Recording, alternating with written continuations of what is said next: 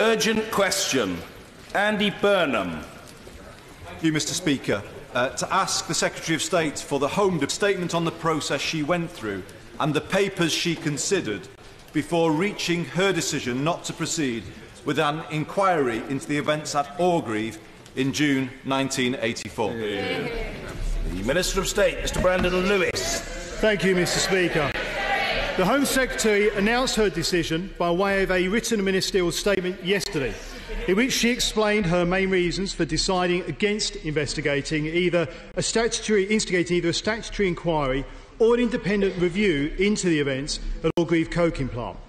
She has also written to the Orgreave Truth and Justice campaign, setting out the detailed reasons for her decision, and answered a number of questions in this House yesterday in response to an oral parliamentary question on this subject.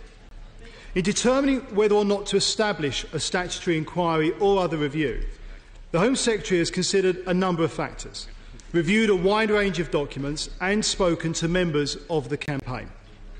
She came to the view that neither an inquiry nor a review was required to allay public concern at this stage, more than 30 years after the events in question. In doing so, she noted the following factors. Despite the forceful accounts and arguments provided by the campaigners about the effect that these events had on them, ultimately there were no deaths or wrongful convictions. In addition, the policing landscape and the wider criminal justice system have changed fundamentally since 1984, with significant changes in the oversight of policing at every level, including major reforms to criminal procedure, changes to public order policing and practice, stronger external scrutiny and greater local accountability. There are few lessons to be learned from a review of the events and practices of 3 decades ago.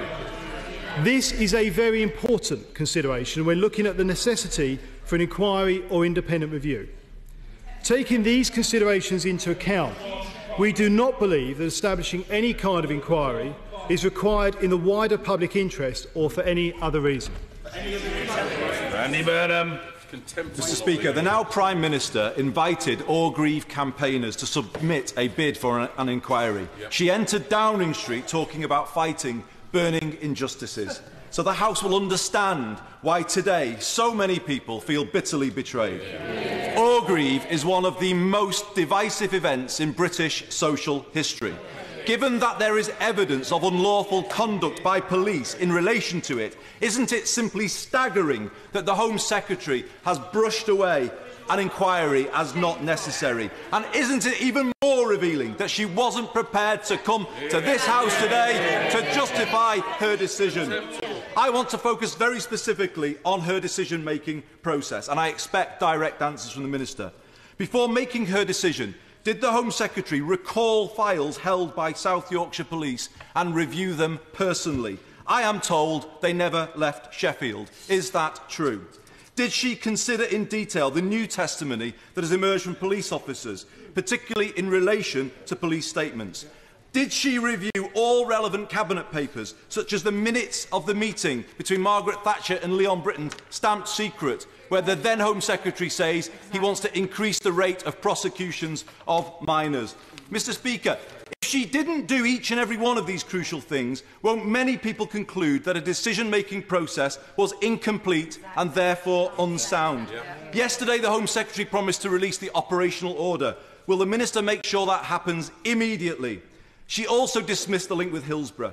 In doing so, is she dismissing the words of Margaret Aspinall, who believes that if the police have been properly held to account for their misdeeds in 1985, that the Hillsborough cover-up may never have happened? To conclude, from now on, Mr. Speaker, under this Home Secretary, that all manner of misdeeds will be left uninvestigated as long as there are, quotes, no deaths. Mr. Speaker, positive meeting with campaigners in early September. We left it with a clear impression that it wasn't just whether there would be an inquiry, it was what form that inquiry was going to take. Indeed, the next day, the Times reported on its front page, Whitehall sources, saying that there would be an inquiry. Did the Home Secretary or her advisers authorise this briefing? And what changed after it was given? And in retrospect, does the Minister now concede that it was utterly cruel to give those campaigners false hope in that way? Mr. Speaker, yesterday we were hit with a shell, but today we dust ourselves down and we give notice to this government. We will never give up this fight. Minister of State Brandon Lewis. Thank you, Mr. Speaker. The honourable gentleman will know full well from the meeting that he came to with the right honourable gentleman, with the meeting he came to with the campaigners that I was at as well, that we were very clear, as the Home Secretary has been throughout the process, that she would make a decision by the end of October, that she would take into account a wide range of factors. And the Home Secretary did consider a number of factors when making her decision. She reviewed a wide range of documents, carefully considered the arguments contained in the campaign submission, and indeed spoke to the campaign and their supporters in person, as she did yesterday when she personally spoke to both Barbara Jackson and the right honourable gentleman, among others, and I spoke to the Police and Crime Commissioner. He also commented on the links with Hillsborough, and I would say to him to also, I know he will be aware of the fact that work is still ongoing. The IPCC is still looking at issues around Hillsborough, and there could still be criminal proceedings with Hillsborough as well. So I would say to him that in looking at the decision that has been made, as the Home Secretary rightly pointed out yesterday, I fully appreciate that we have a disagreement on this. That doesn't mean the Home Secretary's decision is wrong.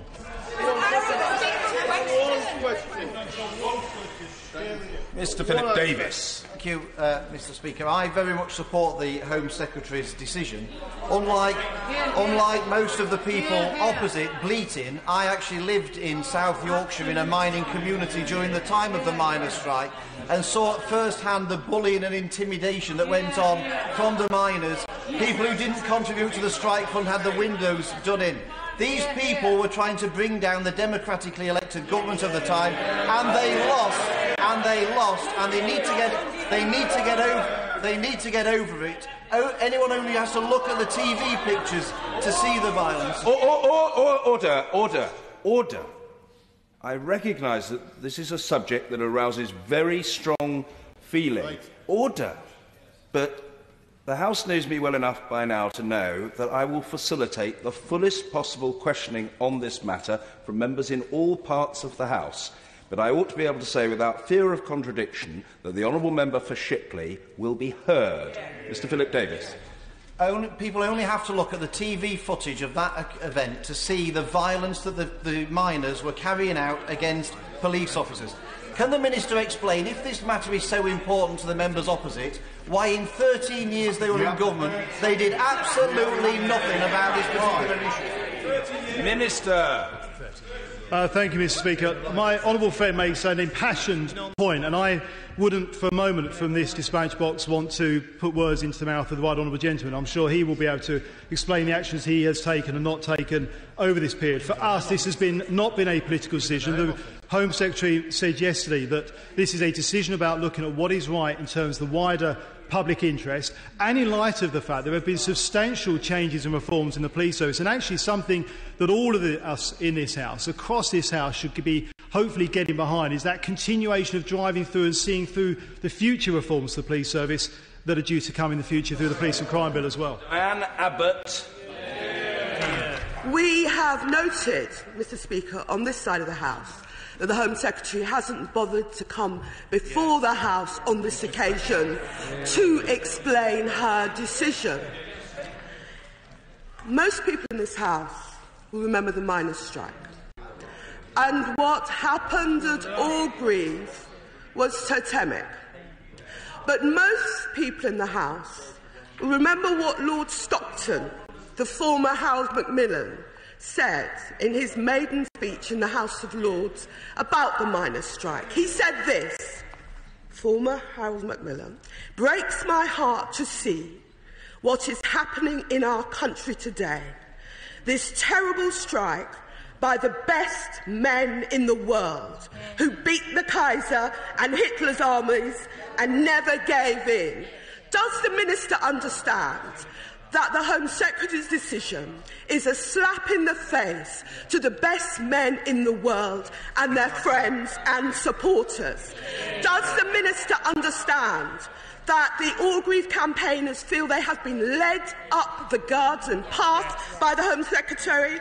And does the Minister understand that the Home Secretary's proposition that because there were no deaths, because there were no convictions, and the cases only collapsed because the collusion by South Yorkshire officers was revealed, but because there were no deaths and because there were no convictions, injustice must stand?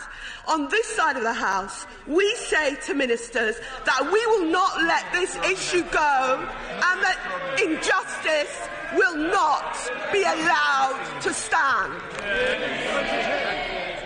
Minister. I would say to the Right Honourable Lady that she was here yesterday when the Home Secretary herself was here, having done the written ministerial statement and answered questions on this in oral questions. The reason I'm here today is this forms part of the portfolio that I cover for the Home Office. And I would say to the Right Honourable Lady that what we have to look at in terms of inquiry, and this is a government that has stood up and brought forward inquiries and not been afraid to unturn things that need to correct the wrongs of the past. Actually, what we have had to look at is that wider public interest, which includes looking at actually what are the lessons to be learned and how do we change police behaviour based on what happened 30 years ago. Bearing in mind that in that period since then, we have not only had the Police and Criminal Evidence Act of 1984, we've also had a range of other reforms over those 30 years, not least of all the delivery of local accountability through police and crime commissioners and the changing in police practices. So looking at what are the lessons to learn, what are the benefits and what are the outcomes we are looking for from a public inquiry, I think the decision that the Home Secretary made, although she clearly disagrees with it, is absolutely the right one. And I would just say one other thing as well in terms of this, is in looking at that wider public interest issue, Home Secretary looks at a wide range of things. It does include the differences between previous cases where there were a substantial number of tragic deaths. In this case, there were none, there were no convictions. So what we are looking at with a public inquiry is what are the lessons to learn. And I would say to suggest her, if she looks at the changes in police practice over 30 years, she will see as well that there is no benefit and no public inquiry benefit from going forward in the future on this. Anna Soubry. Very much, Mr. Speaker. Some of us didn't read accounts of the miners' strike from the benefits of living in London and an account in The Guardian. Some of us were there on a daily basis, reporting as I was for Central Television. Can I completely and totally agree with the very sensible decision of the Home Secretary? But if we were to have an inquiry, would my honourable friend agree with me, it might be into the funding and the activities of the National Union of Mine Workers, who on an almost daily basis bus thousands of their members into the county of Nottinghamshire, not only to bring down a democratically elected government, but also to thwart the democratic decision of the miners of Nottinghamshire to work. Minister. I think my right honourable friend, who I thank for that question, actually highlights across all sides, and there are very strong feelings around Orgreave. We totally understand that. The Home Secretary outlined that not only here yesterday, but in the meeting that I attended with her, with the Orgreave campaigners and indeed the members of Parliament who were there as well. This is something that we do appreciate, and the Home Secretary outlined yesterday that we appreciate that the campaigners will be disappointed in the decisions that she has made, but we have to make a decision about what is in the wider public interest, and inquiry is not. Joanna Cherry. Thank you very much, Mr. Speaker. I listened very carefully to what the Home Secretary had to say yesterday, but I think, as has already been indicated, her argument that there were no wrongful convictions, it doesn't hold any water when one realises that the case has collapsed when a decent lawyer revealed collusion on the part of the police. And the absence of deaths at Orgreave is also a red herring. Because, Mr. Speaker, is not the real issue here as follows, that when the redactions to the June 2015 IPCC report were revealed, they showed striking similarities between both the personnel and the alleged practices of the police at Orgreave and Hillsborough. And of course we all know what went on to happen at Hillsborough now. Did the Home Secretary not feel that these striking similarities between personnel and practices at Orgreave and Hillsborough alone justified an independent inquiry, even as an opportunity to increase public trust in the police? And moreover, Mr. Speaker, there's a very important issue raised by Orgreave, and it's this. It's the alleged political interference by the then UK government in operational policing. If political interference from the government took place in operational policing, this would be a deeply troubling matter and one of huge constitutional significance. Did the Home Secretary give this grave accusation consideration as part of her process in leading to her decision yesterday? Minister of State. Well, the Honourable Lady actually goes to some of the issues that are around issues for as part of the investigation. I would just say in terms of the IPCC, the IPCC have themselves stated that should further evidence emerge through any means, if people have got further evidence of any impropriety by an officer, retired or otherwise, then they would look at that evidence. And I met with the chairman of the IPCC just yesterday afternoon, where she confirmed again that if new evidence came forward, they would look at that. But I would also say to her that the report published by the IPCC was redacted on legal advice because it contained passages relating to the then ongoing Hillsborough request. And I would just refer to the comments I made a short while ago that there are still investigations going on in Hillsborough, and there may well be criminal proceedings coming out of those, and the IPCC are involved in those investigations. Bridgen. It's deeply disappointing that the party opposite seem to want to divide our society. Once again, they should do well to remember that the miners in South Derbyshire, North West Leicestershire and Nottinghamshire wanted to work, and we've borne the full brunt of secondary picketing. Does the Minister agree with me that it's important that the new Chief Constable of South Yorkshire Police, who was only appointed in the summer, has a chance to bed into his position and start to rebuild his relationships with the local community? Minister. My honourable friend makes a very important point, and this was also a variation. This was raised yesterday by another honourable friend, and I think there is an important issue here. I spoke to the Police and Crime Commissioner of South. Are very determined to make sure that they can actually build a new relationship with the people of South Yorkshire going forward. They do have new leadership in that police force, and I've said to them that I will be meeting with them, and I look forward to working with them to look at how they can develop, to have a new approach, to make sure people do recognise there is new leadership, new membership of that police from what has been there some 30 years ago. But they do acknowledge they have a piece of work to do to rebuild that engagement with the community, and we will be standing with them to work with them to see how we can support that. Sarah Champion. I have to say I find it very painful that people in this chamber are rehashing discredited 30-year-old smears. Yeah, exactly. That is doing nothing. Disgraceful. It's doing nothing for community cohesion. Both the Home Secretary yesterday and the Minister now seems to be saying the reason that we did not have the inquiry is because nobody died. Yeah. Is this the new bar that this government is levying on justice? Yeah. Minister of State. No, and I think the honourable lady, with all due respect, is using rather unfortunate interpretation of what I said. I've been very clear, as was the Home Secretary yesterday. There are a wide range of issues to look at in terms of the public interest around an inquiry. There is the issue that there were no wrongful convictions. There is the issue that there were no deaths. But there is also, and I think this is absolutely key, and I will stress this again, the fact that what are the lessons we are looking to learn from an incident that happened 30 years ago, bearing in mind in that period, from the Police and Criminal Evidence Act of 1984 right the way through today's Police and Crime Bill that is going through this House, there has been a substantial and dramatic change in the system and structure of policing in this country. That means things are very different today, and therefore there is no wider public interest in having an inquiry at this time. Mr. Gareth Johnson.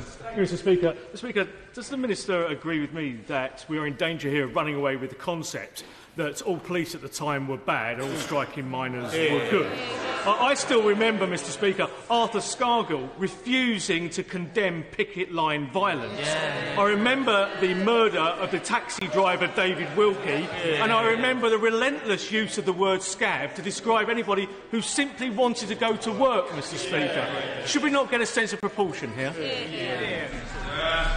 Well, my honourable friend makes, again, a strong point, but I would just say I do fully recognise that there are very strong feelings on all sides of this debate. There are families who feel very strongly about this, and I, along with others, met with them in September this year. And I do absolutely understand the strength of their feeling and why they feel that way.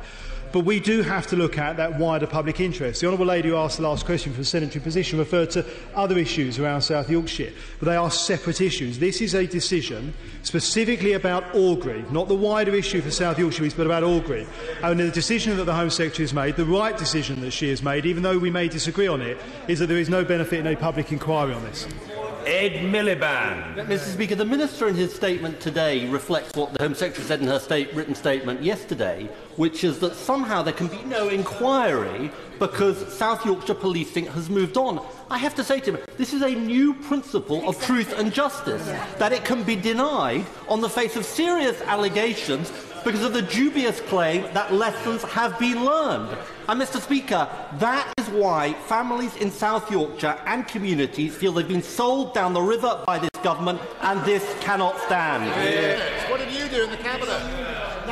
Well, I would say to the right honourable gentleman that, as I have said earlier on, this has to be looked at in the context of this particular case. This is a government with a Prime Minister and a Home Secretary who have stood up and got through and taken on independent reviews and inquiries on a range of very difficult issues over the last 6 years, looking at issues in the past. This is a decision, despite what the other side, what people on the other benches may wish to make of it, that is not a political decision.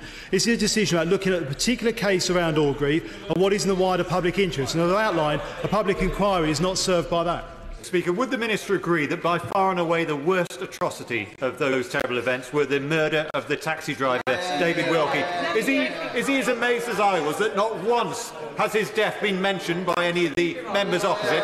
And would he agree with me that if we're going to have a public inquiry, it should be into what the former leader of the Labour Party called the lies and the violence and the lack of a ballot by those strikebreakers? Well, my honourable friend again highlights the strength of feeling on all sides of this debate around the activities of many years ago. But I would just say to him, to the key point of his question about what would happen if there was an inquiry, there will not be a public inquiry. The Home Secretary and the Government's decision is that the public wider interest is not served by having an Orgreave inquiry. Dennis Skinner. Why is it that 31 years is too long for an inquiry, and yet 31 years is not too long for this government to hide the Cabinet papers on the strike and refuse to release them? Why is it so long that we now know that the Thatcher government was going to close 75 pits and not 20? The truth is that this nasty party has now become the nasty government that is more concerned about preserving the Thatcher legacy than it is fighting for truth and justice. Thank you, Mr. Speaker. Well, I would say to the honourable gentleman that actually I think again he has interestingly interpreted what I've been saying this afternoon. What I've said very clearly is the decision around not having a public inquiry is based on looking at the wider public interest, which includes issues such as no wrongful convictions, no deaths, and importantly, the changing in police structure and behaviour seen partly by the last Labour government, but also predominantly by this government as well as the work that's going on. I would ask him to support us and join with us in supporting the further work to continue those reforms and to work with the South Yorkshire Police in order to look at their relationship with people going forward. And I've spoken to the Police and Crime Commissioner of South Yorkshire, who himself has been clear that he is very keen to be transparent and to deliver more, and has actually employed an archivist to make sure they can get out all of the archives they can from South Yorkshire Police. I'm sure he'll be wanting to engage with him on that. Simon Hoare. Mr. Speaker, the synthetic indignation from the party opposite cannot mask the fact that in 13 years of a Labour government, the issue of Orgreave was completely neglected and forgotten. But will my right honourable friend confirm, Mr. Speaker, that notwithstanding the absence of an inquiry, the decision of the Home Secretary, which I support wholeheartedly, can he confirm that the very clear and necessary changes in governance and mindset required within the South Yorkshire Police can continue and be delivered?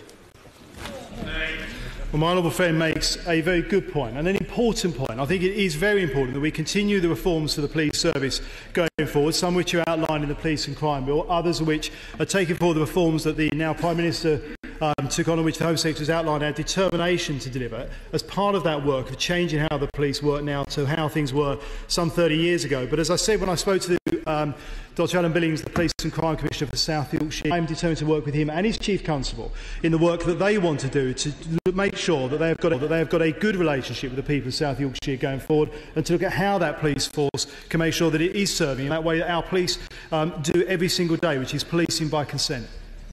Kevin Barron.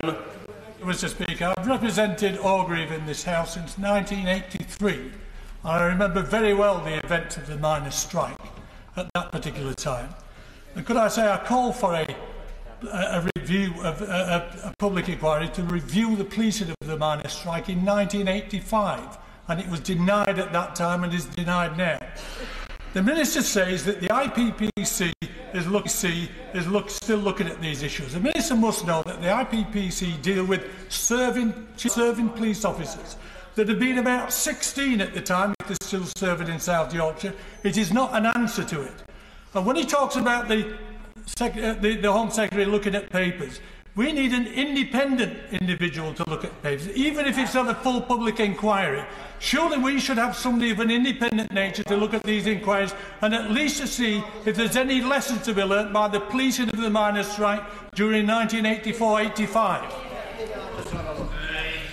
Well, I think the fact that the IPCC is involved in the work around Hillsborough that could lead to criminal proceedings shows that they are actually prepared to take these issues and deal with them in the appropriate manner. And I would say to them they are an independent organisation. And as I said earlier on, I met with the chair of the IPCC yesterday, who again confirmed, as they have done publicly, that if new evidence comes forward, they will look at it. But I also assume, bearing on his comments, that he will fully support the work we are doing to reform and update the IPCC to make sure that officers who have left the police force can still be taken forward in investigations and prosecuted by the IPCC. Byron Davies. Much, Mr Speaker. I, of course, was a serving police officer at this time, and I well remember the situation as described by my honourable friend, the member for Shipley. Would the Minister accept from me that policing has moved on significantly in the last 3 decades, and that there are sufficient safeguards against an episode like Orgreave being repeated, and that there is no useful purpose in an inquiry? My honourable friend makes a very good point. As I've said, the changes that came through the Police and Criminal Evidence Act, the changes that have come through the Her Majesty's Inspectorate, the criminal justice changes that we've seen, and indeed the reforms that have come through, not least of all the introduction of that local accountability through police and crime commissioners, mean that policing has changed. Policing practices have changed dramatically in the last few decades. I welcome that, but we all need to work to make sure we continue that moving forward as well. Louise Haigh. I note that the Minister has failed to answer a single one of my right honourable friend's questions. I feel sorry for him because the Home Secretary bottled it yesterday and she's bottled it today. He knows she did not review those papers that the IPCC came to its decision on, and given she has not reviewed those documents, does the Minister honestly believe that she can honestly say that there is no link with Hillsborough and that there are no lessons to be learnt today? Well, I would just say to the honourable lady that she should have a look again at what I said earlier on in response to my honourable gentleman. Although I fully appreciate both she and he may not agree with or like what I said, it doesn't mean I didn't answer the question. And it doesn't mean that the Home Secretary's decision is wrong. It's the decision that has been made, taking into account a number of factors in making that decision, looking at a wide range of documents, and indeed meeting with the Orgreave campaigners themselves, as I did with her and the honourable lady in September. That is a decision that's been made, and I would suggest she looks at my answers to questions, only including the answers to the right honourable gentleman. Mike Wood. Mr Speaker, does the Minister agree with the Labour former Home Secretary David Blunkett, who reportedly said that he would take some convincing that another agonising inquiry would shed any more light on this issue than is already known? Yes, my honourable friend, I have seen that quote as well. And I think it does underline and highlight the fact that this is a difficult decision. Nobody is saying that this was or has been an easy decision. This is a decision the Home Secretary herself said yesterday, and she was before the House yesterday and answered questions on this, and in previous appearances before this House, and with the campaigner said there is a difficult decision to make. There are a lot of factors to weigh up. Ultimately, we had to make a decision about what is in the wider public interest, and this decision is in the wider public interest. Dan Jarvis. Can I ask the Speaker, the Minister, a very simple question? Will the Home Secretary meet with the Orgreave Truth and Justice campaign to discuss this matter further? Well, I appreciate the honourable gentleman's question. The Home Secretary has met with the Orgreave campaigners. She spoke to Barbara Jackson personally yesterday and has written to campaigners. I think they need time to look at that letter, digest. I know they made a statement shortly before I came into this House today. We'll have to see what their response is, Home Secretary, and take matters from there. Michael Tomlinson. Mr. Speaker, the honourable gentleman a few moments ago mentioned the 1983 election. Could I invite the Minister to consider improvements that have been made to police codes of conduct since then over the last 30 years? For example, the Police and Criminal Evidence Act of 1984, which came into force on the 1st of January 1986. And also, is it not strange, given the apparent strength of feeling on the benches opposite, that successive Labour governments failed to implement a review or an inquiry into what happened at Orgreave?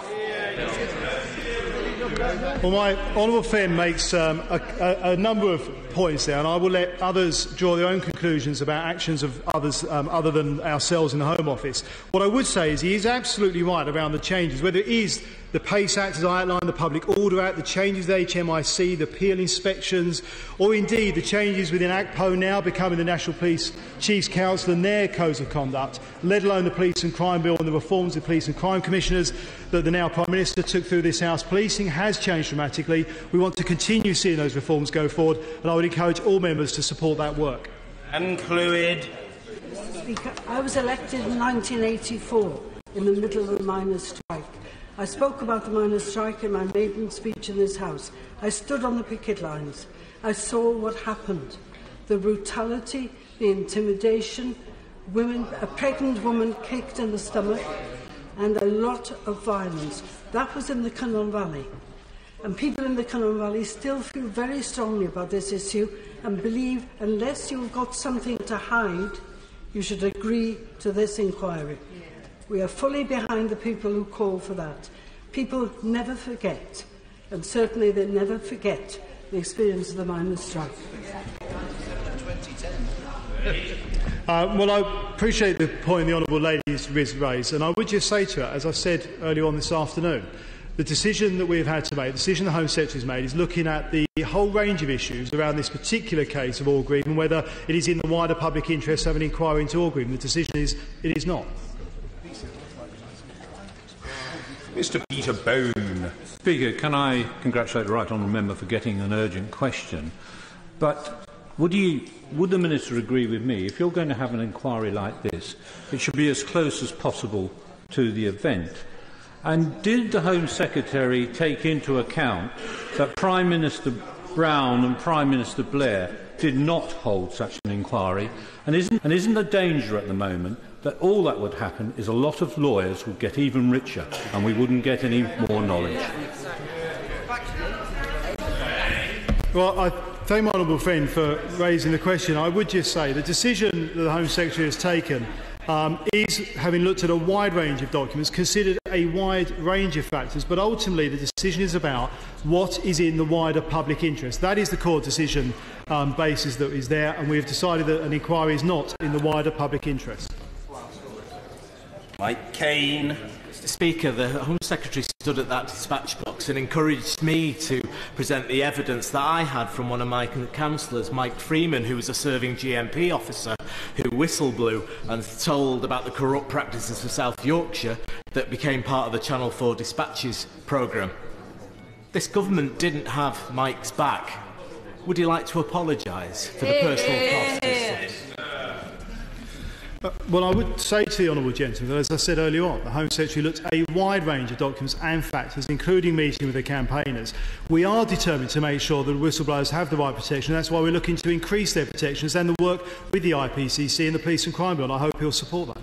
Mr. Philip Hollobone. Doesn't it strike the Police Minister as odd that tomorrow the opposition are using part of their day for a debate on police officer safety, yet they seem to have forgotten the fact that 32 years ago, individual police officers from up and down the country, including Northamptonshire, faced up to an unprecedented wave of picket line violence from yobs led by the trade unions at the time, without the protective equipment that police officers have today. Yes, it was ugly. Yes, it was violence. And These unfortunate events happened on both sides, but to spend millions of pounds now investigating events 32 years ago when things have moved on would be a waste of time. Well, my honourable friend raises actually a very important issue that we will be debating tomorrow around the safety and security of our police. And it is right that people appreciate that our police do police by consent. It's why I think the reforms over the last few decades are so important, and that we continue those reforms. We have a police force that we can continue to be proud of, we can continue to rate as the best in the world, and actually to make sure our police officers are safe as well. But that does not move away from the fact that I do, and the Home Secretary does fully appreciate the strength of feeling on all sides of this debate. The issue with Orgreave is a decision about what is in the public interest, and that's the decision that the Home Secretary has made, and quite rightly so. Stevens. Mr. Speaker, the Orgreave Truth and Justice campaign has support across the UK, including many of my constituents. The decision yesterday ultimately means that the police will not be held to account for their actions and answer the very serious allegation that South Yorkshire Police were deliberately trying to create circumstances in which riot charges would stick. A narrative, of course, that was briefed to the then Prime Minister and her Cabinet. In the absence of an inquiry or independent review, how does the Government intend to deal with that very serious allegation?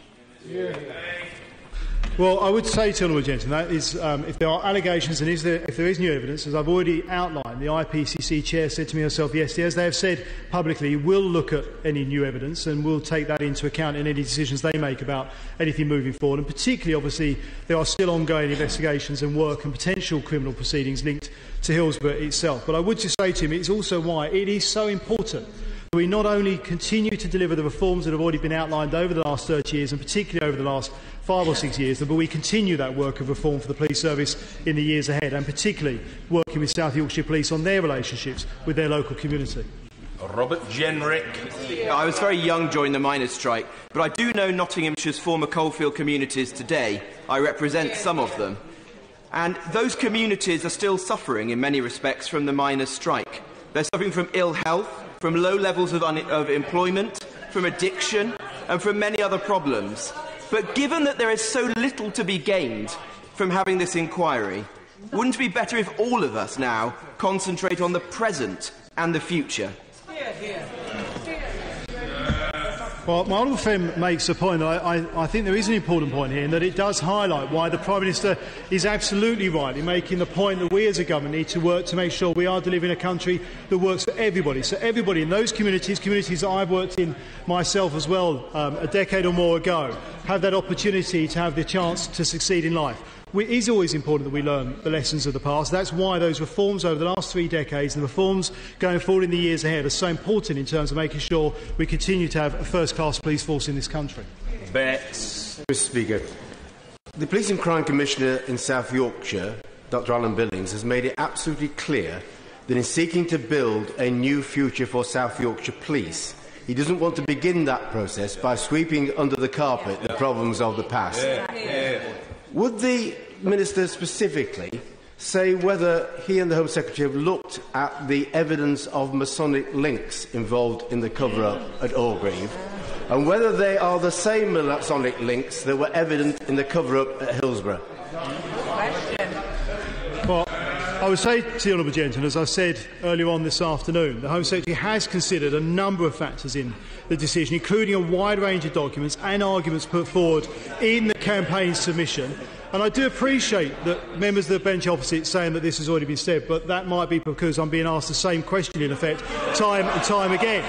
So no matter how many times you ask, I will be very, very clear to members opposite that the Home Secretary has looked at a wide range of issues in making the decision that she has made. And I will say very specifically to his point about the Police and Crime Commissioner, if the front bench will allow him to hear what I'm saying, that Dr Alan Billings, I think, actually makes a very, very important point about wanting to be able to move forward with a fresh start for the new leadership of South Yorkshire Police. As my honourable friends on this side of the House have made that point. And when I spoke to him yesterday, he was very clear about his determination to have transparency and to actually have an archivist work through those archives to get as much of that as they can out into the public domain to help them move forward. And that relationship with the public of South Yorkshire, I think, is a very important thing for him to be taking forward. Tom Tugendhat. Thank you, Mr. Speaker. Does the Minister agree with me that, though, of course, it is true that there was a tragedy in Orgreave and that there were abuses almost certainly on both sides, Justice delayed is justice denied. And wouldn't it have been better to have this inquiry for 15 years after the event, rather than waiting 31 years when so many people are retired, so many people have died, and it would be inappropriate now to have it? Well, I understand the point my honourable friend is making, but I would just say that the reasoning behind the decision that the Home Secretary has made is looking at, as I say, that wider public interest around the fact that there were no wrongful convictions, no deaths, and importantly, the changes in policing over the last 3 decades that have meant that policing has moved on, and we need to continue those reforms in the future. Very cool. Does the Minister accept that there were no wrongful convictions because the case that the police fabricated against those 95 miners collapsed because of the fabricated evidence? Does he not accept that there was then no accountability for the senior officers in South Yorkshire Police, including the Chief Constable of the time, who had led that arrangement to fit people off wrongly? That same cadre of senior officers 5 years later were responsible for fabricating evidence against fans after the Hillsborough disaster. And that, yes, that did lead to 96 deaths. But the denial of justice over so many years for the Hillsborough families and those affected by the events at Hillsborough may never have happened had the Chief Constable and his senior cadres of officers been held to account for what happened at Orgreave, and they were not. I think the Right Honourable Lady has in effect outlined why it has been so important to see those reforms in how policing works and that local accountability over the last 3 decades. It also goes to the heart of the point around, she made the comment about Hillsborough, she's absolutely right, and there may well be criminal proceedings coming out of that, and the IPCC's were, but it's why the reforms, the changes with the Independent Police Complaints Commission and the further reforms that are in the Police and Crime Bill through that, and indeed the Police and Crime Commissioners, is how that landscape of policing has changed so dramatically in the last 30 years. That is part of the reasoning behind the decision of the Home Secretary, the right decision, that it is not in the public interest to have a public inquiry. Sir Gerald Howarth. Mr Speaker, in 1984 I sat on these benches representing the coal mining communities of Cannock and Burntwood. At that time, my constituents working at Lee Hall and Littleton collieries were being subjected to the kind of intimidation which my honourable friend for Broxtowe has mentioned, including the throwing of bags of urine by striking South Wales miners as my constituents attempted to go to work. So would my honourable friend the Minister not accept that Orgreave was in fact a violent attempt to prevent British Steel Corporation from going about their lawful business, and furthermore a naked political attempt to try to bring down the government of Margaret Thatcher, and that since then trade union relations, industrial relations have been transformed out of all recognition to the betterment of this country? Well, my right honourable friend, I think, again just highlights the strength of feeling on both sides of issues that happened those decades ago, but also, I think, highlights, again, hugely importantly, the fact that the police have reformed. There are still reforms going forward that we need to see through, and I hope we'll all be working together in the years ahead to deliver that. John Mann. Jobs of ordinary police officers, many of whom came from mining families, was made difficult for many years after the miners' strike, precisely because of the misuse of police by the state. And isn't that the fundamental issue here? Zimbabwe, China, Venezuela, there's 3 countries which in recent times have used the police to undermine individual rights and individual freedoms. How do we know that senior politicians were not involved, as the papers from the Cabinet haven't been revealed, and there is no longer going to be an inquiry? When will we know, for better or for worse, what senior politicians did and what pressure they brought to bear on the police?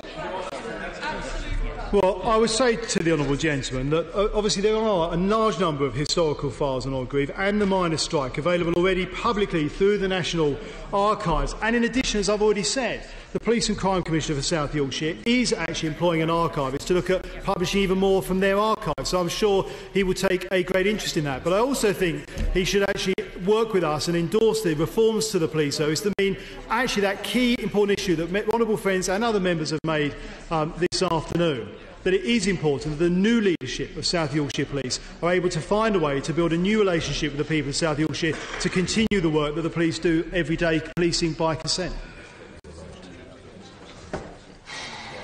Paula Sherriff. Thank you, Mr Speaker. It's with great sadness that I hear members opposite saying that an inquiry is neither justified or needed. I wonder how many said the same prior to the Hillsborough inquiry. On this side of the House, we will continue our fight for justice and truth for those affected in Orgreave.